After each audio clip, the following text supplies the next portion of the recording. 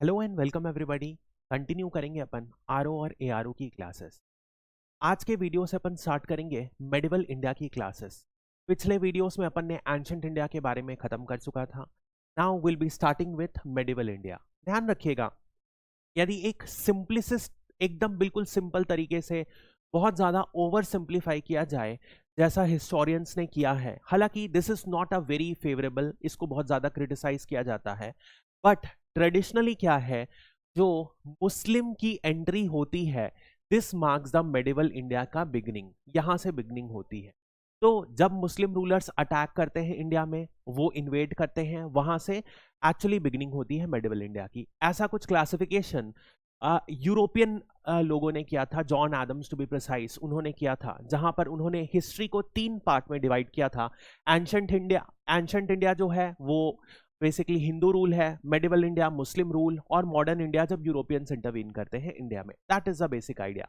But basically जो actual में medieval India start होती है, ऐसा उसका कोई रिलीजियस डेफिनेशन नहीं है, बट जो एक्चुअली स्टार्ट होती है, ये टर्म लिया जाता है यूरोपियन सेंस से, और यूरोपियन में मेडिवल इंडिया तब, मेडिवल हिस्ट्री तब स्टार्ट होती है जब चर्च का डोमिनेंस बहुत ज्यादा बढ़ जाता है। तो इंटरनेशनल हिस्ट्री कंटेक्स्ट में ये किया गया है, बट इंडिया के कंटेक्स्ट में कहीं ना कहीं रिलीजियस एंगल अनइंटेंशनली या इंटेंशनली बोल लो सही हो जाता है। तो स्टार्ट करते हैं अपन मेडिवल इंडिया के बारे में। यदि बेसिकली अपन देखें तो we had seen North India में हर्षा का किंगडम सेटअप हुआ था।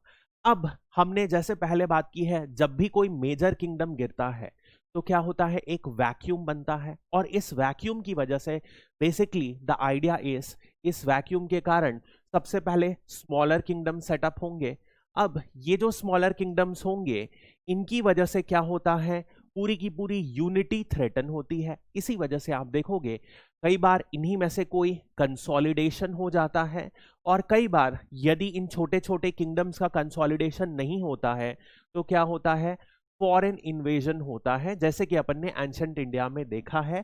और इन्हीं इन्वेजन से क्या होता है, एक नया रूल सेटअप होता है। This are the basic history जो अपन ने देखा है। बिल्कुल वैसे ही यदि आप देखोगे तो हर्षा की डेथ के बाद एक बहुत ही लंबे समय तक आप देखोगे कोई मेजर रूलर नहीं रहा। छोटे छोटे रूलर्स एक छोटे छोटे एरिया में, अपने एरिया में रूल किए। बट उसके बाद क्या हुआ, अराउंड 7th से 8th सेंचुरी के बीच में हिंदू रूलर्स का डोमिनेंट स्टार्ट हुआ, और ये पर्टिकुलरली नॉर्थ वेस्ट इंडिया में स्टार्ट हुआ। यहां पर आप देखोगे राजपूत किंगडम्स जो अपनी अपनी क्लैंस पे, अपने अपने रीजन पे एफिलिएटेड थे, उनका राज स्टार्ट हुआ। तो उसी में आप देखोगे कुछ थे गुर्जर प्रतिहारास, चौहान बहुत फेमस हैं, जिनके फेमस रूलर पृथ्वीराज चौहान हैं, हम सब जानते हैं उनके बारे में, पारामर्स, और ऐसे कई सारे आपको चौहान रूलर्स मिलेंगे जो इस पीरियड से 7th से 8th सेंचुरी के बीच में स्टार्ट हुए। और यदि आप देखोगे इनका जो इन्फ्लुएंस रहता है कुछ हद तक इवन बात तक जाता है, जैसे कि अपन ने देखा है अकबर और राजपूत पॉलिसी जब अपन पढ़ेंगे तो अकबर राजपूत इन्फ्लुएंस बहुत ज्यादा थे। इन्होंने हिंदू टेंपल भी बिल्ड किया था अपनी वाइफ जोधाबाई के कारण। इसी वजह से क्या है, ये राजपूत इन्फ्लुएंस जो है इवन मुगल पीरियड तक कंटिन्यू रहता है, पर्टिकुलरली अकबर के समय सबसे ज्यादा पीक करता है। बट जो किंगडम वाइज थे, ये जब तक किंगडम सेटअप नहीं होता है तब तक इन्होंने यहां किया था। तो देखते हैं अपन कैसे ग्राउंड बनता है कि मुस्लिम लोग फाइनली इंडिया में इन्वेट करें। तो पहला क्वेश्चन है, who conquered Sindh in 712 AD.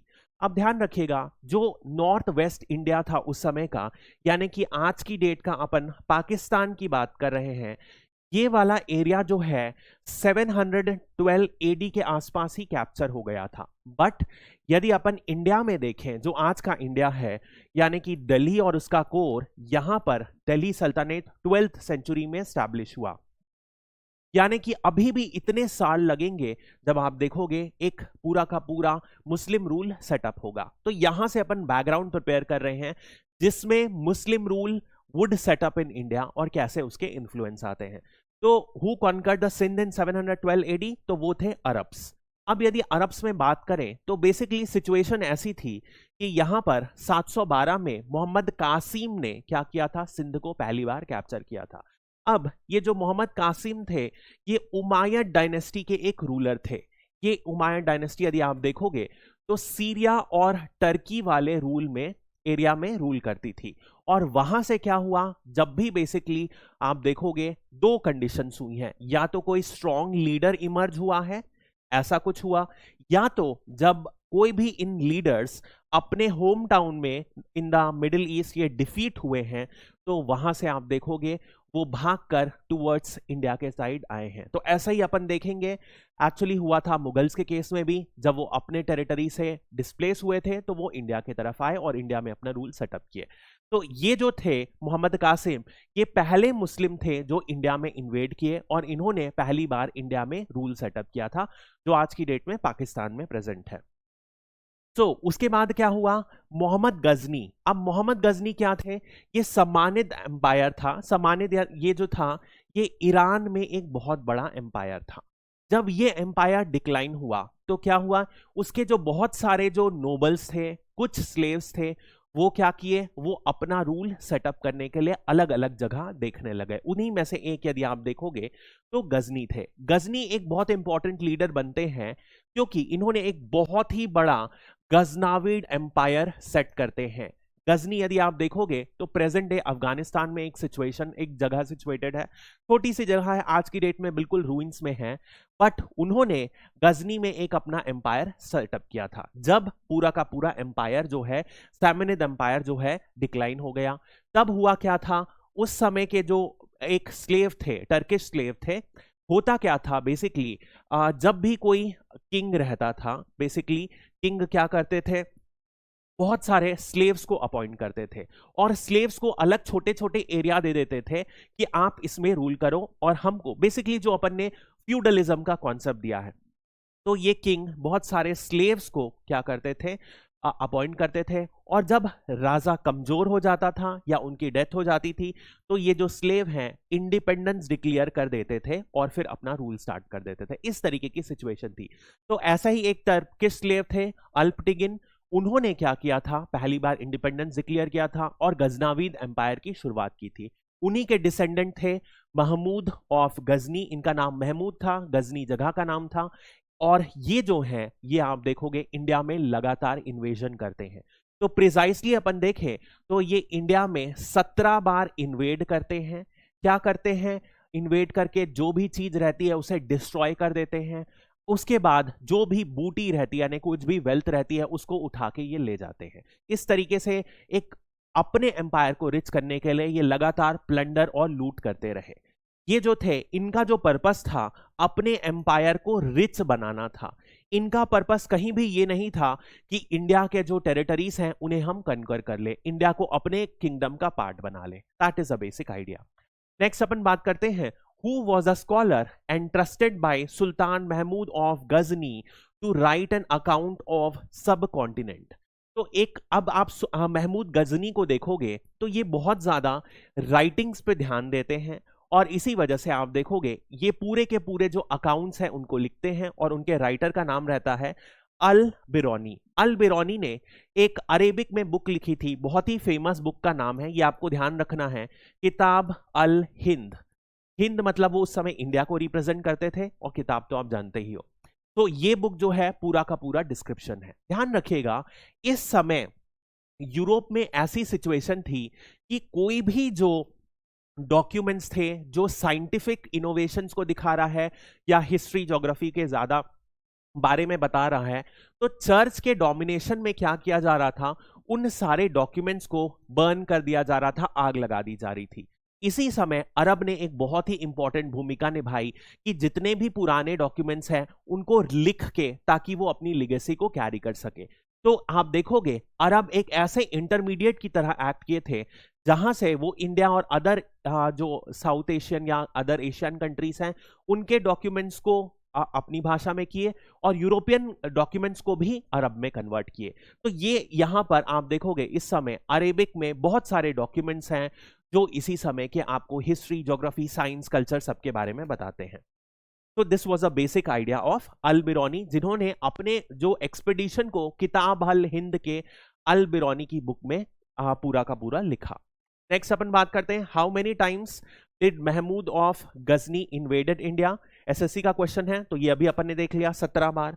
सबसे पहली बार इन्होंने 1001 में इन्वेड किया, और जो सबसे आखिरी बार है 1025 एडी में इन्वेड किया।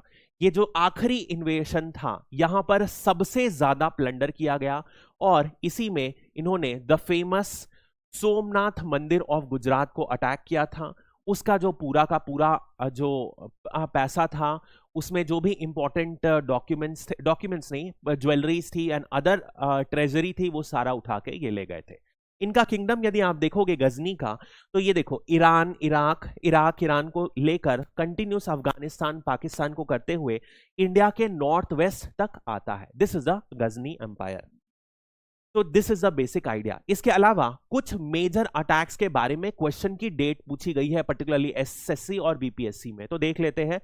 तो सबसे पहले यदि आप देखोगे, इंपॉर्टेंट में ध्यान रखिएगा, पहला अटैक जो था 1001 एडी में हुआ था, फिर थानेश्वर में 1014 में हुआ था। इसके अलावा मथुरा और कन्नौज में 1018 में अटैक हुआ है। ये आज की डेट में जो जो न्यूज में है या क्वेश्चन पूछे गए हैं, उनकी डेट्स मैंने आपको लिखवाई है। और फाइनली महमूद जो हैं 1025 के अटैक के बाद और नहीं कर पाए, क्योंकि 1030 में इनकी डेथ हो जाती है। नेक्स्ट अपन बात करते हैं, who was the author of Shahnameh. तो एक और बुक अगेन इन्होंने ही रखी थी, महमूद ने, वो फिरदौसी के अंदर रखी थी। इन्होंने क्या किया था, इस बुक के बारे में बेसिकली डिस्क्रिप्शन दिया था। क्या क्या था इस बुक में? बुक ऑफ किंग्स इसका नाम था। अगेन आप देखोगे, ये historical past of Persian empire, Iran के आसपास का एम्पायर कैसे डिक्लाइन हुआ, क्यों अटैक किया जा रहा है, ये सब इस बुक के बारे में लिखाया गया है। इनमें इस बुक में ये भी जिक्र है कि कैसे जो गजनी थे महमूद ऑफ गजनी, वो इंडिया में कैसे अटैक करते हैं, वो उस वेल्थ का क्या करते हैं, उस प्लंडर्ड वेल्थ से कैसे जो है सेंट्रल एशिया और ईरान का जो एम्पायर इन्होंने गजनी में बिल्ड किया, वो कैसे एक रिचेस की तरफ बिल्ड करता है। ये सब बुक फिरदौसी का शाहनामा में मेंशन्ड है। नेक्स्ट अपन बात करते हैं महमूद ऑफ घोरी। आप देखो हुआ क्या, एक बार जब गजनी ने इन्वेड कर लिया, तो याद करिए जब अपन ने एंशंट इंडिया में अलेक्जेंडर का इन्वेजन पढ़ा था, तो अलेक्जेंडर के इन्वेजन के बाद क्या हुआ था, एक सीरीज ऑफ कॉन्टैक्ट जो ग्रीस से इंडिया के बीच में शुरू हुआ था, ये कंटिन्यू रहा, ऐसा अपन ने देखा था। ऐसा ही आप देखोगे यहां पर भी, एक बार जब अरब्स लोगों का अटैक शुरू हो गया, तो एक सीरीज ऑफ सक्सेशन अटैक शुरू हो गए, और इसी में आप देखोगे next one two attack was घोड़ी, मोहम्मद घोड़ी। अब इनका जो सबसे इंपॉर्टेंट अटैक में डिफरेंस था, ये क्या करे, ये अपना खुद का किंगडम बनाना चाहते थे, एनैक्स करके बनाना चाहते थे, यानी कि सिर्फ ये प्लंडर नहीं करना चाहते थे, ये इंडिया को अपने किंगडम में शामिल करना चाहते थे, और ऐसा ही कुछ हुआ भी। तो इनका जो नाम था मुइजुद्दीन मोहम्मद था, ध्यान रखिएगा नाम। ये जो थे स्टार्टिंग में इसी एम्पायर के एक छोटे सा इनको वैसाल दिया गया था, यानी कि एक छोटा सा नोबल थे ये, हिंदी भाषा में यदि आप समझोगे, और एक छोटा सा जमीन दी हुई थी जहां पर इनको रूल करना था। जब फाइनली बाद में इन्होंने इंडिपेंडेंस घोषित कर दी, और क्या किया, इसी में आगे अपना एम्पायर बनाने की कोशिश करने लग गए। इन्होंने क्या किया, सबसे पहली बार सिंध को 1175 में ऑक्यूपाई किया। अब आप देखोगे इनका बहुत ही फेमस बैटल होता है जो 1191 और 1192 में होता है पृथ्वीराज चौहान के साथ, जो कि है बैटल ऑफ तरई। ये जो है सबसे इंपॉर्टेंट बैटल है, जो पूरा का पूरा शेप करेगा आगे का Muslim conquest of India. But often एक बैटल को इग्नोर किया जाता है, वो है बैटल ऑफ कायदरा। ये जो है, ये पहला बैटल था 1178 में जो फाइट किया गया इंडिया के ग्राउंड में, जब मोहम्मद घोरी ने पहली बार इंडिया में अटैक किया था। तो सबसे पहला बैटल बैटल ऑफ तरई नहीं है, ध्यान रखिएगा। ये बैटल बहुत कम बुक्स में मेंशन्ड है, आपको इसका जिक्र कम मिलेगा। बट पहली बार जब घोरी ने इन्वेड किया था, तो 1178 में ये चालुक्यान्स के अगेंस्ट मुल्ला राजा को अटैक किया था, उन्हें हराया था, और इस डायनेस्टी को बेसिकली इन्होंने कैप्चर कर लिया था। नेक्स्ट अपन बात करते हैं सबसे इंपॉर्टेंट बैटल की। Prithviraj Chauhan and Mohammad Ghori fought the battle of, SSC का क्वेश्चन है, तो ये है बैटल ऑफ तरई में। अब दो बैटल फाइट किए जाते हैं। सबसे पहला बैटल 1191, दूसरा बैटल 1192 में फॉट किया गया। पहले बैटल में क्या हुआ, पृथ्वीराज चौहान जो कि एक राजपूत लीडर थे, इन्होंने क्या किया, बहुत सारे राजपूत लीडर्स का एक ग्रुप बना के मोहम्मद घोरी को क्या किया, हरा दिया। उन्होंने डिफीट कर दिया घोरी को। बट घोरी क्या थे, एक बहुत खास बात थी, आप देखोगे मुस्लिम इन्वेडर्स की, कि इन लोगों के पास मुस्लिम मर्सनरीज थे, यानी कि जो रिलीजन से इंस्पायर्ड होकर सोल्जर्स अटैक करते थे। उनका उद्देश्य बहुत ज्यादा था। उनका उद्देश्य था अपने धर्म को फैलाना, उनका उद्देश्य था नया टेरिटरीज कॉन्कर करना। तो इनका जो विजन था वो ज्यादा बड़ा था। इनके पास रिसोर्सेस ज्यादा थे, इनके पास हॉर्सेस थे। इंडिया के इस समय यदि आप जितने भी चौहान देखोगे तो वो एलिफेंट्स में लड़ रहे थे। इनकी जो पूरे के पूरे जो वेपन्स थे पुराने जमाने के थे और कम ऑर्गेनाइज थे। इसी वजह से आप देखोगे पृथ्वीराज चौहान और जब मोहम्मद घोरी का युद्ध हुआ तो पहली बार में तो चौहान जी ने आराम से हरा दिया। बट व्हेन घोरी दोबारा से युद्ध में आते हैं, उन्होंने मैसेज भेजा पृथ्वीराज चौहान को कि हम आपको आप इस्लाम में कन्वर्ट हो जाइए और हमारा जो सुप्रीमेसी है एक्सेप्ट कर लीजिए। बट ये भी राजपूत आदमी थे, माने नहीं। वापस से युद्ध हुआ 1192 में और इस बार पृथ्वीराज चौहान हार गए। इस युद्ध के बाद उनका डेथ हो गई थी, उन्हें मार दिया गया था। और यहां से आप देखोगे जो घोरी एम्पायर है इंडिया में एंटर करता है। तो दिस इज द बेसिक्स। अब इसके बाद इन्होंने अपने एक स्लेव को, जो नाम था कुतुबुद्दीन आइबक, इस स्लेव को घोरी ने क्या किया था, छोड़ दिया था इंडिया में। और ये स्लेव अब इंडिया के पोजीशन को कंटिन्यू करेंगे और यहां पर रन करेंगे। उसके बाद क्या किया, वापस से 1193 में फिर से घोरी इन्वेट करते हैं अपने स्लेव कुतुबुद्दीन आइबक की मदद से। और इस बार होता है बैटल ऑफ चंदावर, जहां पर ये रूलर ऑफ जयचंद्रा को हरा देते हैं। इसके बाद क्या होता है, ये दोनों बैटल से एक बात क्लियर हो जाती है कि जो नॉर्थ वेस्ट के जितने भी राजपूत लीडर्स थे, जो एक तरीके से बैरियर की तरह एक्ट करते थे, जिसकी वजह से क्या हो रहा था, इंडिया में एंटर नहीं कर पा रहे थे वो मुस्लिम्स, उनको हराना बहुत ज्यादा आसान हो जाता है। इसी वजह से ये जो दो बैटल हैं, बैटल ऑफ तरई और बैटल ऑफ चंदावर, इसमें आप देखोगे फाइनली जो हार होती है राजपूत लीडर्स की। इस हार के बाद क्या हुआ, पूरा का पूरा इंडिया धीरे धीरे कैप्चर हो जाता है। और आप देखोगे यही जो कुतुबुद्दीन आइबक की अपन बात कर रहे हैं, यही जब उनके मास्टर मोहम्मद घोरी की डेथ हो जाती है तो इन्होंने ही दिल्ली सल्तनत की फाउंडेशन लेड की थी। इन्होंने स्लेव डायनेस्टी, जो अपन ने पढ़ा है, मामलुक डायनेस्टी का आर्किटेक्चर अपन ने किया था, इस स्लेव डायनेस्टी की शुरुआत करते हैं ये। और यहीं से आप देखोगे दिल्ली सल्तनत बिगिन करता है। नेक्स्ट क्वेश्चन अपन देखते हैं, Prithviraj Chauhan ruled Delhi during.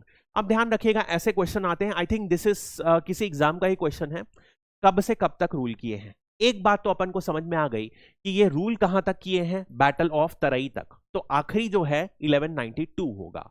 So can you see that, इसी से ये आंसर क्लिक हो जाता है।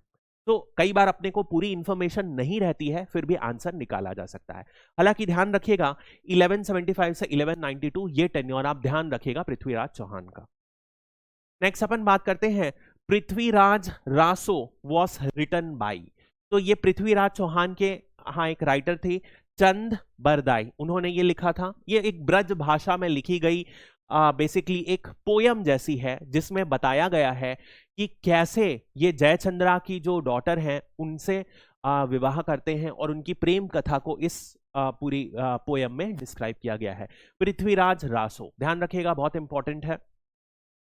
नेक्स्ट अपन बात करते हैं, who among the following was a commander of Mohammad Ghori and also founded the slave dynasty। तो ये अपन जानते हैं कुतुबुद्दीन आइबक थे जो कमांडर थे और स्लेव थे घोड़ी के। और जब मोहम्मद घोरी वापस गए तो उन्होंने इनको छोड़ दिया था इंडिया के पूरे पोजीशन को मैनेज करने के लिए। और जब घोड़ी की डेथ हुई तो इन्होंने स्लेव डायनेस्टी, जो कि दिल्ली डायनेस्टी की, दिल्ली सल्तनत की पहली डायनेस्टी है, उसकी शुरुआत करी। तो answer would be Qutubuddin Aibak. देखा है अपन ने। तो इसी के साथ हम लोगों ने basic introduction of medieval India की शुरुआत कर दी है। यहां से आगे अपन दो टॉपिक्स और इंपॉर्टेंट रहेंगे मेडिवल इंडिया की, एक दिल्ली सल्तनत और दूसरा मुगल इंडिया। ये दोनों करने के बाद पूरा का पूरा मेडिवल इंडिया भी खत्म हो जाएगा। So that's all for this video. I hope you liked it. Thank you and have a great day.